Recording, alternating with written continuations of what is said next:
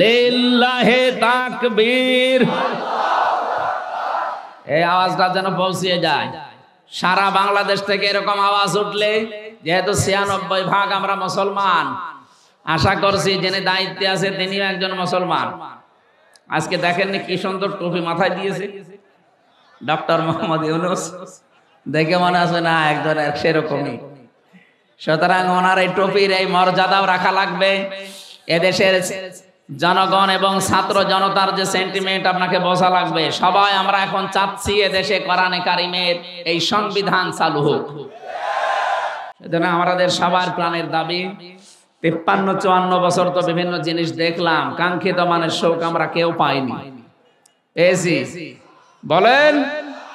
এখন শুধু দেখতে চাই কোরআন দিয়ে, বিশেষ করে এই ৭৩টা ধারা দিয়ে দেশ চললে কেমন দেখা যায়। আমি তাফসীর পড়ে বুঝেছি ৭৩টা ধারা বাংলাদেশের ৫৬,০০০ বর্গ মাইলে কায়েম হলে এদেশ একটা মিনি জান্নাত হয়ে যাবে। আল্লাহ যেন ওটা দেখার মতো ভাগ্য আমাদেরকে নসিব করেন, আমরা যেন দেখে মরতে পারি। বলেন আমিন। দরুদ আর সালাম পাঠ করার মাধ্যমে আমরা আরম্ভ করছি সূরা নাহাল ১১২ নম্বর আয়াতটা পড়েছি। তাফসীরুল কোরআন মাহফিল লিখেছেন, আমরা তাফসীর আকারে কথা বলবো ইনশাআল্লাহ। আমার আলোচনার বিষয়, মানুষের কপাল নষ্ট হয় পাপের কারণে। কিসের কারণে বলেন? রব্বুল আলামিন বলেন, আমা সাবাকুম মিন মুসিবাতিন ফাবিমা কাসাবাত আইদিন নাস ইলা আখিরি আয়া। সূরা শুরার ভেতরে আল্লাহ জানিয়েছেন, জলে স্থলে যে বিপদ আপদ মুসিবত গুলো তোমাদের উপরে আসে, সব তোমাদের হাতের কামাই করা পাপের ফসল। অধিকাংশ গুলো আমি আল্লাহ মাফ করে দেই। ওয়া ইয়াফু আন কাসীর। যত অপরাধ তোমরা দুনিয়াতে সংগঠিত করো, সব পাপের শাস্তি যদি দুনিয়ায় পাঠাতাম শ্বাস ফেলার সময় পেতে না। এই জন্য বাংলার মানুষেরা আমাদের হেফাজত করা লাগবে আমাদের জীবনটাকে। আমরা এমন কোন অপরাধ যেন না করে যে অপরাধের শাস্তি আল্লাহ দুনিয়ায় পাঠিয়ে দেয়।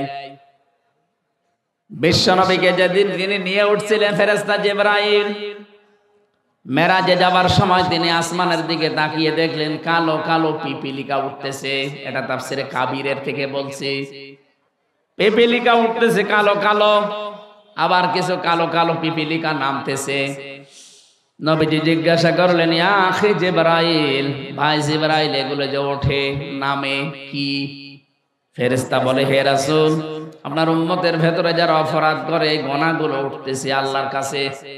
আর ওই যে কালো কালো পিপিলিকা নামে গনার বদৌলতে আল্লাহ আযাব পাঠাচ্ছে তাদের উপরে। মুফাসসির লিখেছেন, এই পৃথিবীতে যে ধরনের গুনাহ করে, অপরাধ করে, ওই অপরাধটা আল্লাহ তুলে নেয় উপরে। ওই অপরাধের যতটুকু শাস্তি হয় আল্লাহ দুনিয়ায় তার জীবনে গজব করে পাঠিয়ে দেয়। তাহলে এখান থেকে আমি কি নিলাম? আমার শিক্ষা নেওয়ার বিষয়ে আমি এমন কোন অপরাধ যেন না করি ওই অপরাধের শাস্তি দুনিয়ায় নাজিল হলে আমি টিকতেই পারি না। এর ব্যাখ্যায় আমি পেয়েছি সূরা নমল 52 নম্বর আয়াতটা, 19 নম্বর পারার 20 নম্বর পৃষ্ঠা 7 নম্বর লাইনে আছে। এটাও তাফসীরে কাবীরে আছে।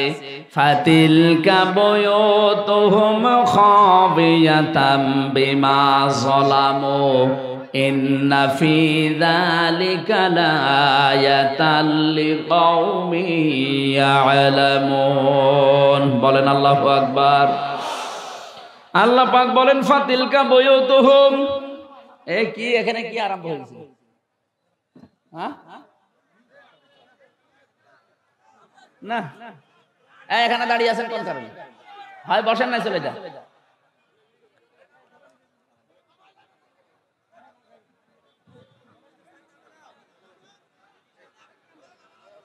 দেন তো ভাই, সব নামিয়ে দেন, দেন দেন, সব নামিয়ে দেন, একটাও যেন না থাকে। আরে ভাই, নামাতে এত দেরি করেন কি করেন? আপনার হাতে লাঠি কি করেন?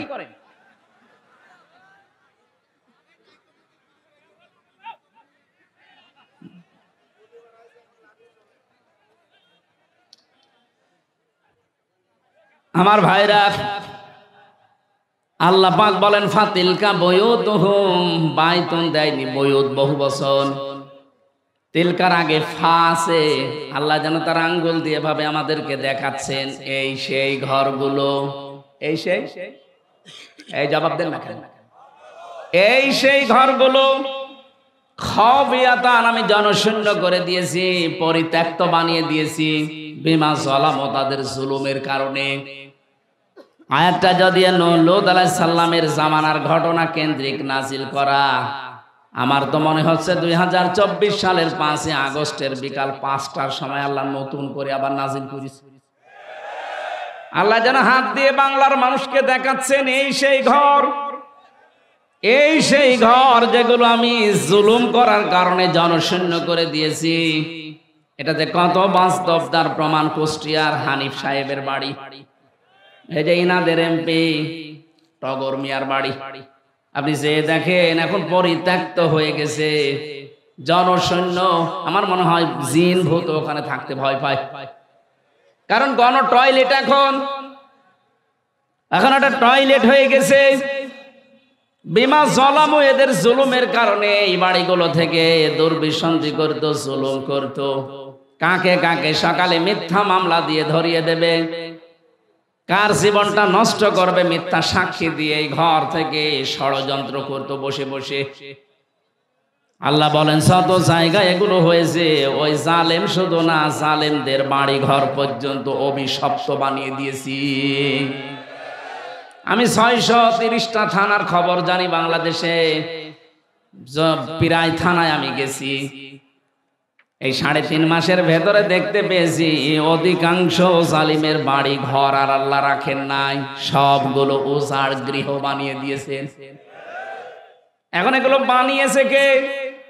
না না, ফাকতিয়া দাবিরুল কওমিল্লাযীনা যালামু আলহামদুলিল্লাহি রাব্বিল আলামিন।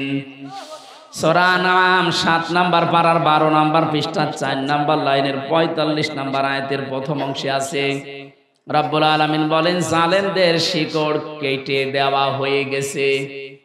কতিয়া এটা মজহুল, এর ফাইল জানা নেই, কে কেটেছে কেউ জানে না। আপনি সারা দেশে জালেমদের বাড়ি খোঁজ নিয়ে দেখেন, ভেঙেছে কে, একজনেরও নাম পাবেন না। এই কথা বলছে না কেন? আপনাদের রংপুর বিভাগ আমি জানি না, খুলনা বিভাগের কথা বলছি, জালেমদের বাড়ি ঘর আর নেই, সবগুলো এখন জাতীয় টয়লেট। এমনি এমনি এগুলো হয়নি।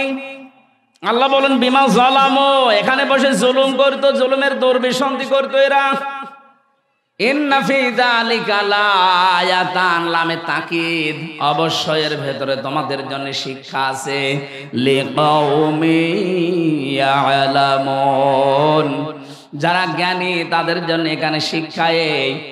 এদের এত বড় 15 বছরের কঠিন শিকড় যদি আল্লাহ কেটে ফেলতে পারেন, আগামী 5 বছরে অনেকে চিন্তা ভাবনা নিয়ে আসে এই দুর্বিসন্ধি আটতেছে, আগে চেয়ারে বসি দেখেন কি করি।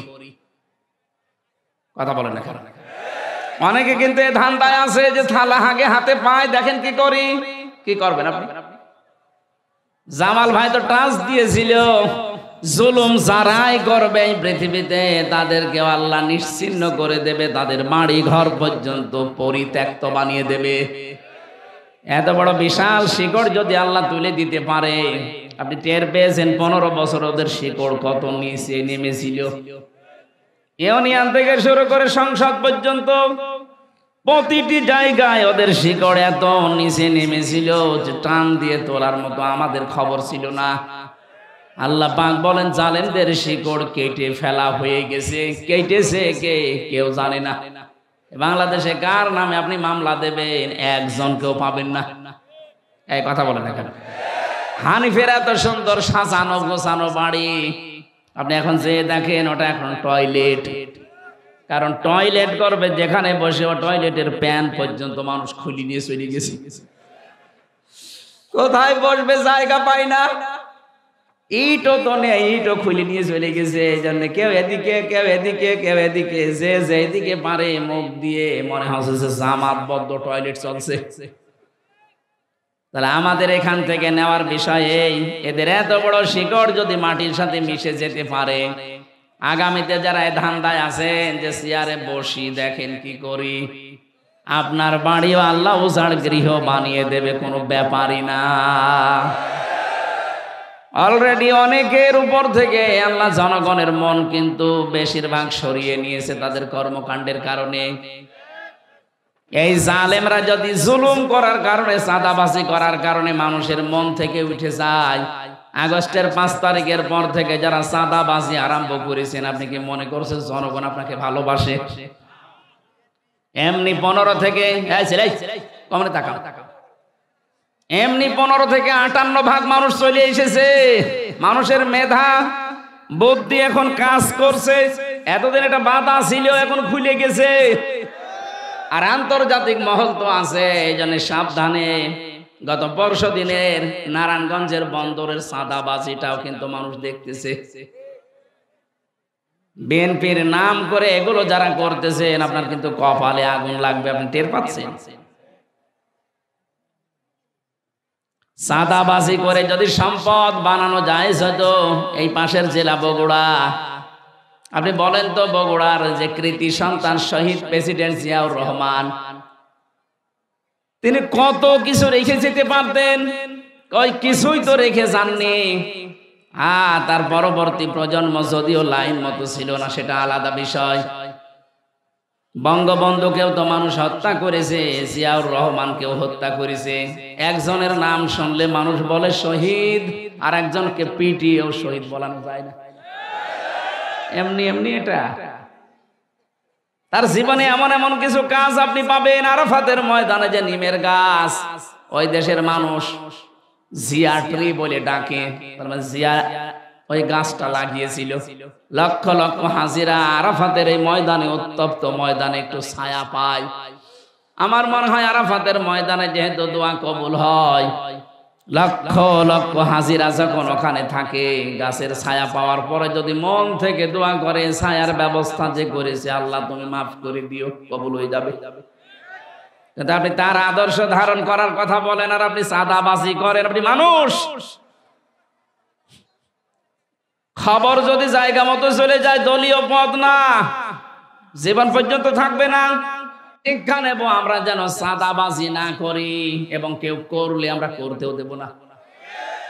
আমিরে জামাত ডাক্তার শফিকুর আমিরে জামাত ডাক্তার শফিকুর রহমান ঘোষণা দিয়েছে, এই দেশে যদি ইসলাম আমরা নিয়ে আসতে পারি, এদেশে চাঁদাবাজি হবে না, কাউকে করতেও দেব না। এটা আমরা চাই না। এজন্য জালেমদের যে পরিণতি হয়েছে গুনার কারণে, অপরাধের কারণে, আমাদের হোক, আমরা চাই। আল্লাহ পাক বলেন, যাহারাল ফাসাদু ফিল বাররি ওয়াল বাহরি বিমা কাসাবাত আইদিন নাস লিয়ুযীকাহুম বা'দাল্লাযী আমিলু লা'আল্লাহুম ইয়ারজিউন। সূরা রুমের 41 নম্বর আয়াতে আছে, জলে স্থলে যে বিপদ আপদ মুসিবত গুলো আসে, একটাও আমি দিতে চাই না, সব তোমাদের হাতের কামাই করা ফসল। আমি চাই এগুলো দিয়ে তোমাদেরকে তোমাদের পাপের কিছু শাস্তি দিতে, যেন তোমরা ফিরে আসো। এই জন্য আমি ওই যে শানে নজর বলছিলাম, বিশ্ব নবী যখন দেখলেন কিছু পিপিলিকা উঠতেছে আকাশে, আর কিছু পিপিলিকা কালো কালো নামতেছে, ফেরেশতা বলে, হে রাসূল, এই যে ওঠে, এগুলো আপনার উম্মতের পাপের ফসল উঠতেছে, আর যেগুলো নামে ওগুলো তাদের পাপের কারণে আল্লাহ গজব নামাচ্ছে। তাহলে দুনিয়া আমরা যারা বাস করি, আমাদের এই মুহূর্তে সতর্ক হওয়া লাগবে। আল্লাহ কিন্তু একটা নির্মল, শান্ত, এমন একটা সুন্দর গ্রামের উদাহরণ আমাদের সামনে আজকে সেট করেছেন তেলাওয়াতকৃত আয়াতে। এটা সূরা নমল থেকে বলছি, বাংলাদেশের সাথে আমি আয়াতটা মিলাবো আজকে। সূরা নাহাল থেকে বলছি, 112 নম্বর আয়াত। সূরা নাহাল মানে মৌমাছি। নাহাল মানে কি? প্রথমে নামকরণের একটা শিক্ষা আছে, ওইটা বলে নেই। 68 নম্বর আয়াতে পাবেন, ওয়াওহা রাব্বুকা ইলান নাহলি আনিত واتخذي من الجبال بيوتا ومن الشجر ومما يعرشون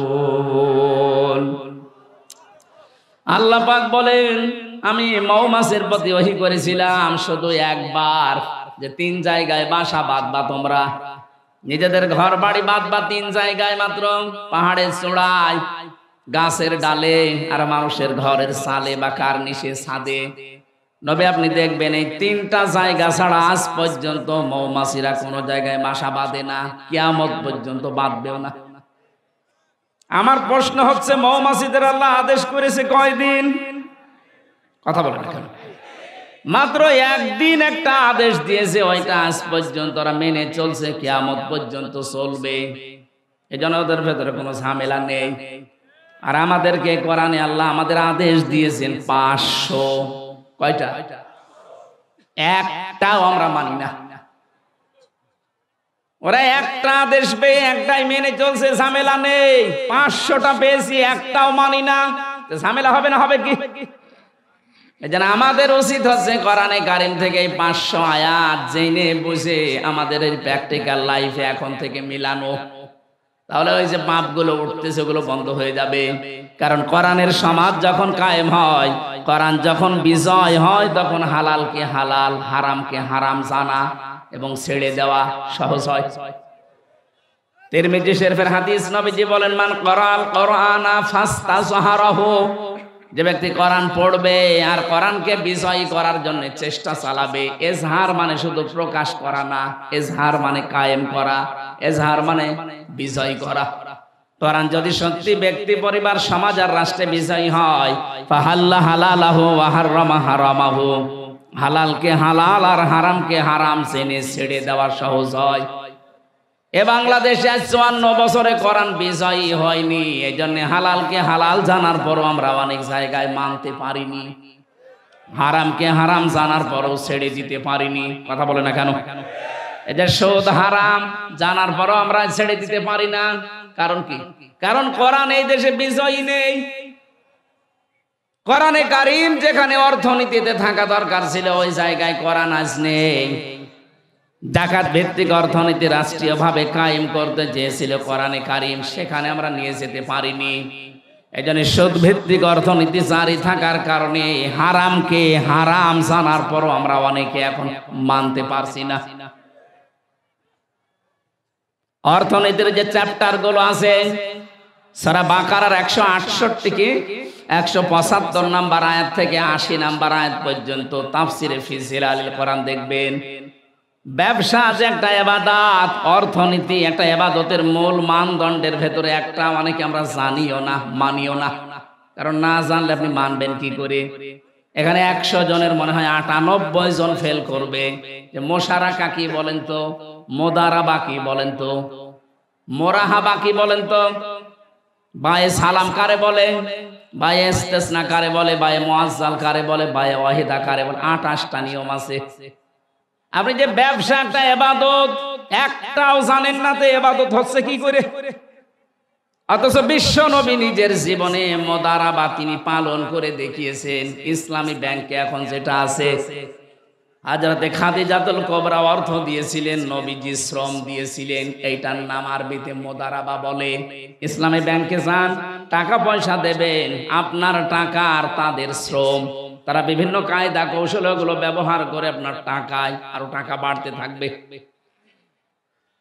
আর বাকি যে ব্যাংকিং ব্যবস্থা দেশে আছে সোনালী চৈতালি রূপালী আমি বাকিগুলোর নামও জানি না সব ব্যাংকে দেখবেন সরাসরি আপনাকে জবাই করায় এখন যদি বলেন হ্যাঁ ইসলামী ব্যাংকেও আছে হ্যাঁ আছে কিন্তু যতদিন পর্যন্ত দেশে যাকাত ভিত্তিক অর্থনীতি রাষ্ট্রীয়ভাবে আপনি কায়েম করে দেখাতে না পারবেন ততদিন ইসলামী ব্যাংক না ফেরেশতা জিবরাইল ব্যাংক যদি খোলে সে ওষুধ খাওয়া লাগবে কথা বুঝতেছে এই যে টুপিটা সুন্দর লাগছে না এর ভেতরে সুদ আছে প্রশ্ন আসতে পারে হুজুর মানুষ সুদের টুপি মাথায় দিয়ে নামাজ পড়েন আরে বেটা নবীজি নিজে মক্কায় 13 বছর নামাজ পড়েননি কথা বলেন তো ওই সময় তার তো কাবা শরীফের ভেতরে 360টা মূর্তি ছিল যে 360টা মূর্তি সামনে নিয়ে নামাজ পড়ে নামাজ হয়?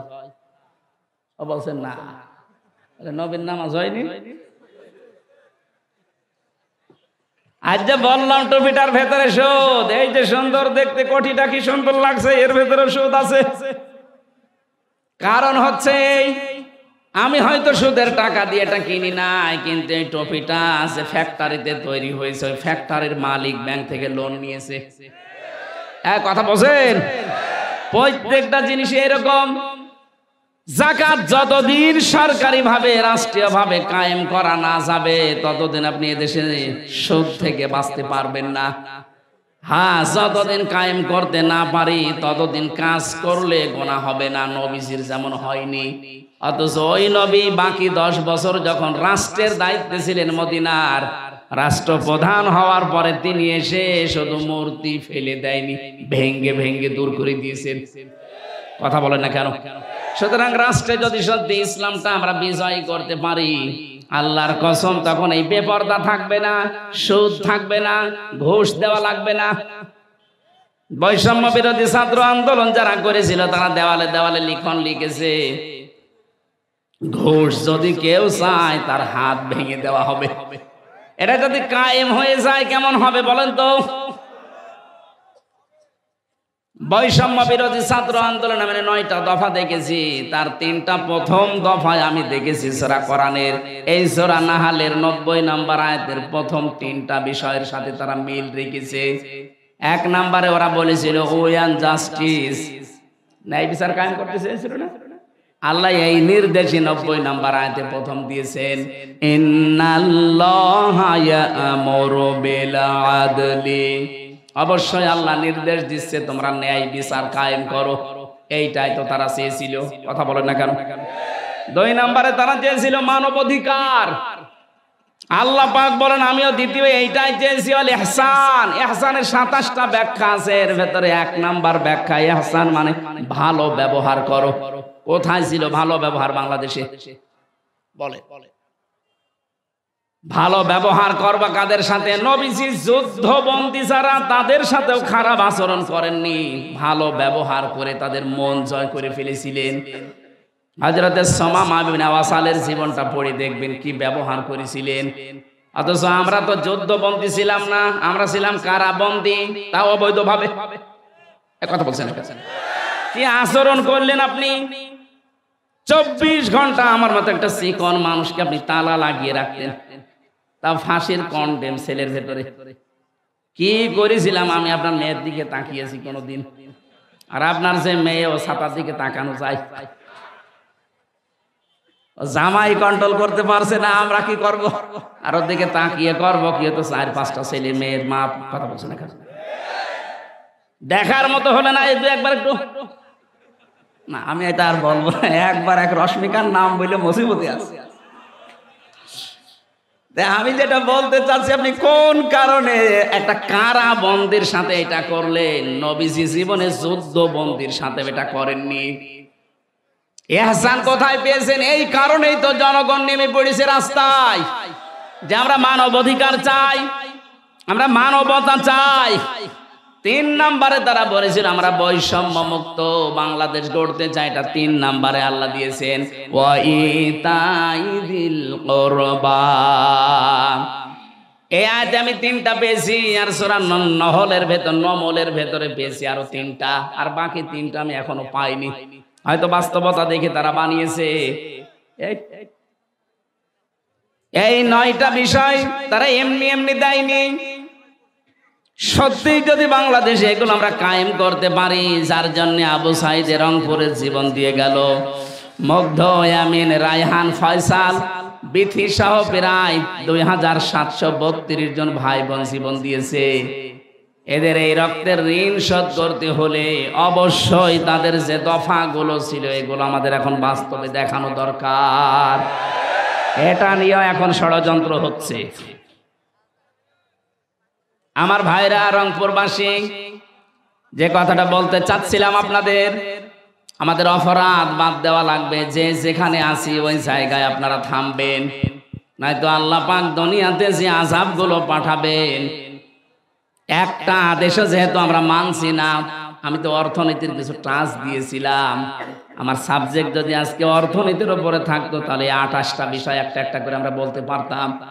কত মানুষ এখানে মনেই করে না যে এটা সুদ। টাকা ছেড়ে রাখে, টাকা আসে না। এই এলাকায় না, যে 1000 টাকা দেয়, মাসে মাসে আরো 200 টাকা করে বেশি পায়। 1100 হোক, হ্যাঁ? বলেন তো এটা সুদ? বলেন না কেন? আর সুদের নিম্ন গুনাহ মায়ের সাথে 33 বার জিনা করা, আর বড় গুনাহ আল্লাহ রাসূলের সাথে যুদ্ধ ঘোষণা দেওয়া। আপনি নিজের মায়ের সাথে 33 বার জিনা করে আসেন আর নামাজে দাঁড়ান, আপনার নামাজ নীতি আল্লাহর বয়ে গেছে কি? সুতরাং যারা টাকা ছেড়ে রাখেন, টাকা আসে, ব্যবসায় আছেন, এই মুহূর্তে এই ব্যবসা বাদ দেওয়া লাগবে। কারা কারা এটা বাদ দিয়ে দেবেন হাত তোলেন তো। এই যে এলাকায় আছে, হ্যাঁ ঠিক আছে ভাই, ছেড়ে দেবেন। এটা যেহেতু আছে এলাকায়, আশা করছি ছেড়ে দেবেন। ছেড়ে দেবেন তো ইনশাল্লাহ? মৌমাছির এই নামকরণ থেকে কথাগুলো নিয়ে এসেছিলাম। একটা আদেশ পেয়ে তারা মানতেছে, কিয়ামত পর্যন্ত মানবে, এই জন্য কোনো ভেজালে তারা পড়ে না। আমাদের আল্লাহ দয়া করে 500 আদেশ দিয়েছিলেন, একটাও আমরা মানতে পারি নাই, এই জন্য আমরা এত ভেজালে আছি। এখন থেকে আমরা আল্লাহর যে একটা গ্রামের উদাহরণ আমাদের সামনে দিয়ে শিক্ষা দিতে চাচ্ছেন, এটা দেখি আমাদের এই বাংলাদেশের সাথে মেলে কিনা। ওয়াবারাবাল্লাহু মাসালান কারিয়াতান কানাত আমিনাতাম মুতমাইন্না। আল্লাহ পাক বলেন একটা গ্রামের উদাহরণ দিলাম, উপমা দিলাম। কি ছিল সেই গ্রাম? দুইটা জিনিস আমি ওই গ্রামে রেখেছিলাম। 1 নম্বরে সেখানে আমানা ছিল, শান্তি ছিল। 2 নম্বরে মুতমাইন্না, নিশ্চিন্তে বাস করা যেত। তাফসিরে ইবনে কাসিরের ভেতরে এই কানাত আমিনাতান মুতমাইন্নাতান, এই দুইটা শব্দের ব্যাখ্যায় তারা অধিকাংশ মুফাসসির দিয়েছেন এটা কাবা শরীফের এলাকা। কাবার এলাকাতে আল্লাহ এত শান্তি, স্বস্তি, নিরাপত্তা দিয়ে রেখেছিলেন। ওর বাইরে যেখানে যাবেন সেখানে হট্টগোল, মারামারি, চাঁদাবাজি, খুন খারাপি, চিন্তায়। কিন্তু কাবার এরিয়াকে আল্লাহ এমন ভাবে নিরাপত্তা দিয়েছিলেন, ওয়ামান দাখালাহু কানা আমিনা। রাব্বুল আলামিন বলেন, কাবায় যারা প্রবেশ করে তাদেরকে নিরাপত্তা আমি আল্লাহ দিয়ে দেই। এবার আপনি বলেন তো, বাংলাদেশ কি কাবা শরীফ? বলেন বলেন। এটা কাবা থেকে 6010 কিলোমিটার দূর। এই দেশকে যদি আমরা নিরাপত্তার চাদরে ঢেকে রাখতে চাই, মাস্ট বি আমাদেরকে কাবায় যেটা চলে ওইটা এখানে কায়েম করা লাগবে। কাবায় কি চলে? কাবায় সব চাইতে বড় বিষয় হচ্ছে কাবা আশপাশে কোনো শিরিক আপনি পাবেন না। এজন্য যে জাতির ভেতরে শিরিক উঠে যায়, শিরিক থাকে না, ওই জাতি আল্লাহর কাছ থেকে নিরাপত্তা পাওয়ার হকদার হয়ে যায়। এটা আছে সূরা আনাম 7 নাম্বার পারা 15 নম্বর পৃষ্ঠা, 17 নাম্বার পৃষ্ঠার 1ম নাম্বার লাইনের 82 নাম্বার আয়াতে আছে, আল্লাযীনা আমানু ওয়া লাম ইয়ালবিসু ঈমানাহুম বিযুলমিন উলাইকা লাহুমুল আমন ইলা আখির আয়া। আল্লাহ পাক বলেন, যারা ঈমান আনে আর ঈমানের সাথে জুলুম মিশ্রণ করে না, এখানে জুলুম মানে শিরিক, যারা তাদের ঈমানের সাথে শিরিক মিশ্রণ করবে না, উলাইকা লাহুমুল আমন, আল্লাহ যেন এভাবে দেখিয়ে দিচ্ছেন যে এরা আমি আল্লাহর কাছ থেকে নিরাপত্তার হকদার। জোরে বলেন সুবহানাল্লাহ। ও রংপুরবাসী, 56,000 বর্গ মাইল আমরা চাই এ দেশটাও আল্লাহ নিরাপত্তা দিয়ে দিক। বিশেষ করে প্রতিবেশী নামে এই কলঙ্ক, এই কোলাঙ্গার রাজা আরম্ভ করেছে যে ষড়যন্ত্র এখন ওরা চালাচ্ছে, এখনো আমরা শান্তি, স্বস্তি, নিরাপত্তায় নেই। কথা বলো না, জালেম চলে গেছে তাতে কি হয়েছে? ওর বেতারটা এখনো আছে। 2 দিক থেকে ওরা ষড়যন্ত্র যা করছে, এদেশকে এখন যদি সত্যি নিরাপত্তা আল্লাহর চাদরে ঢেকে রাখতে চান, শিরিক মুক্ত জাতি তৈরি করা লাগবে। বাংলাদেশে যত শিরিক আছে তার একেবারে সরাসরি শিরিক হচ্ছে ক্ষমতার মালিক জনগণকে মনে করা। এটা শিরিক না? আলা লাহুল খালকু ওয়াল আমরু, 2 নাম্বার শিরিক, বানিয়েছেন যিনি হুকুম চলবে তার। অথচ আল্লাহর এই জমিনের বানানো জমিনে আল্লাহর হুকুম বাদ দিয়ে মানুষের তৈরি করা হুকুম যারা কায়েম করতে চান তারা শিরিক করছেন। এরকম 43টা একটা একটা করে মিলাবেন, পেয়ে যাবেন এই দেশে। তাহলে এই শিরিক থেকে জাতিকে যদি আমরা মুক্ত করতে না পারি, এ দেশকে আল্লাহ শান্ত শিষ্ট নির্মল এবং নিরাপত্তা দিয়ে ঢেকে রাখবে না। আল্লাহর অত দায় পড়ে নাই। আপনি চাচ্ছেন কাবার এরিয়ার মতো আপনি নিরাপত্তা, কিন্তু শিরিক করছেন, হবে না। এ জাতিকে আর শিরিক থেকে প্রথমে বাঁচাতে হবে। এই জন্য যাদের ভেতরে এই বিশ্বাস আছে ক্ষমতার উৎস জনগণ, এক্ষুনি বিশ্বাস পাল্টাবেন। জবান খুলে জবাব দেন, ক্ষমতার উৎসকে। এটা আমি বানালাম। আন্নাল কুওয়াতা লিল্লাহি জামিআ কুলিল্লাহুম্মা মালিকাল মুলকি তুতিল মুলকা মান তাশা। এরকম 903 জায়গায় পুরা কোরআনে আল্লাহ আয়াত দিয়েছেন, 903 জায়গায় ডাইরেক্ট ইনডাইরেক্ট মিলে, যে ক্ষমতার উৎস আমি আল্লাহ। এটা যারা অন্য কাউকে দিয়ে দেয় এরা শিরিক করছে। এক কথায় বলছি, এবার আল্লাহ যেটা পারে ওইটা অন্য কেউ পারে, বিশ্বাস করার নাম শিরিক। কথা বলে না কেন? মুসলমান আমরা যারা আছি জবান খুলে বলেন তো, ক্ষমতায় দিতে পারে কে? আরো জোরে কে? যারা জনগণকে বিশ্বাস দিয়ে দিয়েছেন, আপনি বলেন তো আপনি নিজের কথায় যে আপনি কিন্তু শিরিক। আর শিরিক যারা করবে তারা মুশরিক। কথা বলছে না কেন? তাহলে মুশরিক জাতিকে আল্লাহ নিরাপত্তা, শান্তি, স্বস্তি, নিরাপত্তা দেবে।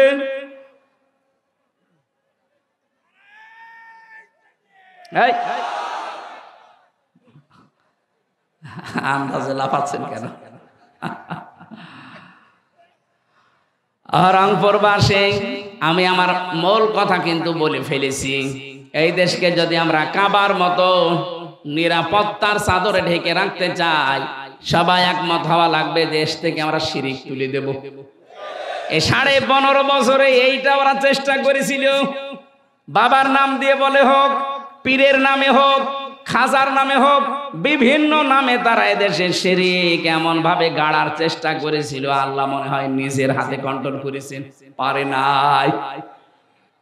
যে অবস্থায় এখন আমরা আছি, এ জাতির ভেতরে কিয়ামতের আগে যেন শিরিক বদ্ধমূল হতে না পারে, চেষ্টা করা লাগবে। তাহলে এই দেশকে উলাইকা লাহুমুল আমনু, এরাই হচ্ছে শান্তি, স্বস্তি, নিরাপত্তার হকদার। বলেন আল্লাহু আকবার।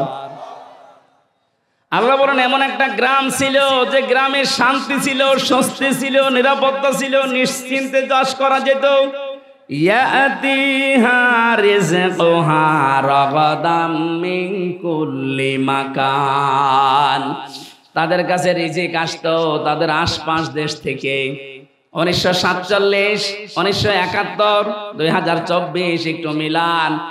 47-এর আগে কত সুন্দর করে বিভিন্ন দেশ থেকে খাবারের ব্যবস্থা, রিস্কের ব্যবস্থা, জীবন উপকরণের ব্যবস্থা আল্লাহ পাঠিয়ে দিয়েছিল। পক্ষান্তরে বাকি যেটা দেখলাম,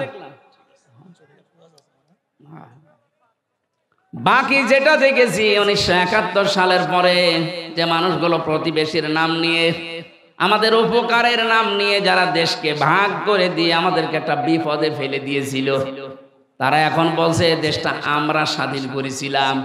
আরে ভাই, আপনারা যদি স্বাধীন করেন তাহলে এদেশের মুক্তিযোদ্ধা এতগুলো যাদের সম্ভ্রম নষ্ট হয়েছে, মেয়েদের, এটা কি গাঁজা করে গল্প? কথাটা কত গভীর, যাদের মাথায় মগজ আছে চিন্তা করেন তো। নরেন্দ্র মোদী সাহেবের কথা কোথায় যে আঘাত করেছে। 16ই ডিসেম্বর উনি ঘোষণা দিয়ে দিল যে বাংলাদেশের স্বাধীনতা আমরা করে দিয়েছি।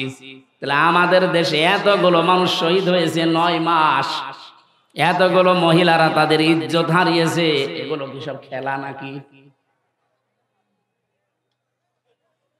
আপনারা বুঝবেন না, আপনাদের মাথায় ওই পর্যন্ত হয়তো নেই। যাদের মাথায় আছে তারা চিন্তা ভাবনা করে সামনে আগাবেন। গভীর ষড়যন্ত্র কিন্তু চলছে আমাদের এই ছোট্ট দেশটা নিয়ে। কথা বলে না কেন?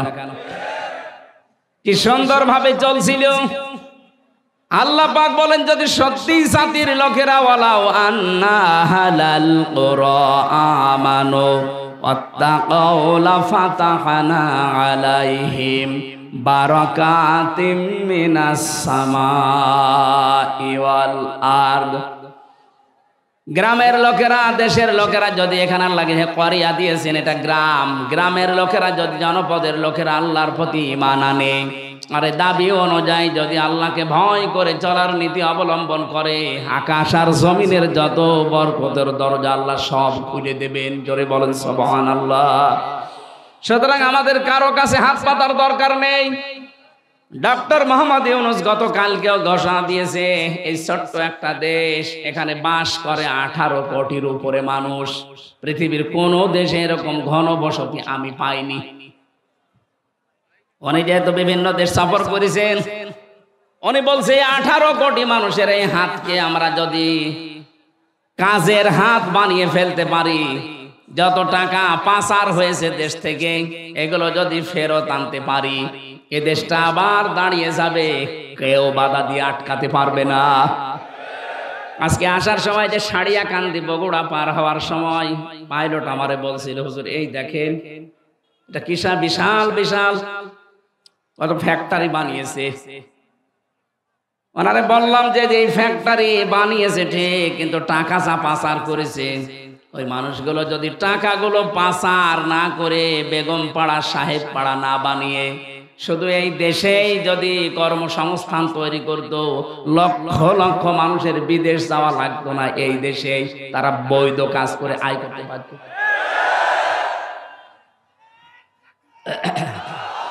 এই কথা বুঝতে দেন। কি করলেন আপনি টাকাগুলো? বাইরে গিয়ে, বাইরে তো গিয়েছিলাম কিছুদিন আগে, মালয়েশিয়া, সিঙ্গাপুর আপনি বানিয়েছেন, ওখানে সাহেব পাড়া, কানাডায় বানিয়েছেন বেগম পাড়া, কি হচ্ছে পড়ে আছে এখন। এতগুলো টাকা আপনি সেখানে ফেলে রাখলেন। একটা মূর্খ মানুষও বোঝে যে টাকা এক জায়গায় ফেলে রাখলে ওটা একটা কাগজ, ওটা যদি আপনি কাজে লাগান 10টা মানুষের কর্মসংস্থান তৈরি হবে, 10টা মানুষের পরিবার চলবে, আল্লাহর আরশ আপনার উপরে খুশি হয়ে যাবে। এই দরবেশ মার্কা মানুষগুলোকে কথাও বোঝে নাই। এতগুলো টাকা পাচার করে দেশকে আপনি ঋণের একটা বোঝা দিয়ে গেলেন। এই দেশে এখন যদি কেউ জন্ম নেয়, তার মাথার উপরে 1,10,000 টাকা ঋণ। ও এখনো পেট থেকে আসতেই পারলো না, তার মাথার উপরে ঋণ 1,10,000 টাকা। কি দিয়ে গেলেন দেশটাকে, আর বলে আমরা রোল মডেল বানিয়েছি। রোল মডেল বানিয়েছেন আপনি, ঋণের রোল মডেল।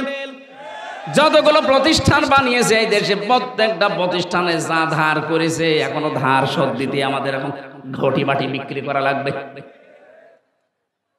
এই জন্য ইউনূস সাহেব আমাদের কাজ, হাতকে কাজের হাত বানাতে উনি চেষ্টা চালাচ্ছে। আমরা এই হাত কোনোদিন আর মানুষের কাছে এভাবে পাতবো না, এই হাত আমরা এভাবে মানুষকে দিতে আরম্ভ করব, কিন্তু সেই জায়গায় আমাদেরকে পৌঁছাতে হবে। 18 কোটি মানুষের হাতগুলো 36 কোটি হাত যদি কাজের হাত হয়ে যায়। আরে ভাই, সিঙ্গাপুরে দেখলাম ছোট্ট একটা দেশ, রংপুর যত বড়, এর অর্ধেকও হবে না। সিঙ্গাপুর মাত্র এদিকে ওদিকে 43 কিলোমিটারে শেষ, এতটুকু একটা দেশ, অথচ বিশ্বের ভেতরে এখন তালিকায় তারা 2 নম্বরে আছে উন্নতিতে। কেন? এই জন্যে আছে কারণ ওরকম প্রত্যেকে তাদের কাজের হাত। আমরা আজ কাজের হাত বানাতে পারি না, ভিক্ষার হাত বানাই। প্রতিটি মানুষের এই কাজের হাতগুলো যারা নষ্ট করে দিল টাকা পাচার করার মাধ্যমে, এরা এই জাতির সবচাইতে বড় শত্রু। আল্লাহ বলেন, ইয়াতিহা রিজকুহা রাগাদাম মিন কুল্লি মাকান, বিভিন্ন দেশ থেকে আমি তোদের জন্য খাবার, জীবন উপকরণ আসার ব্যবস্থা করে দিতাম।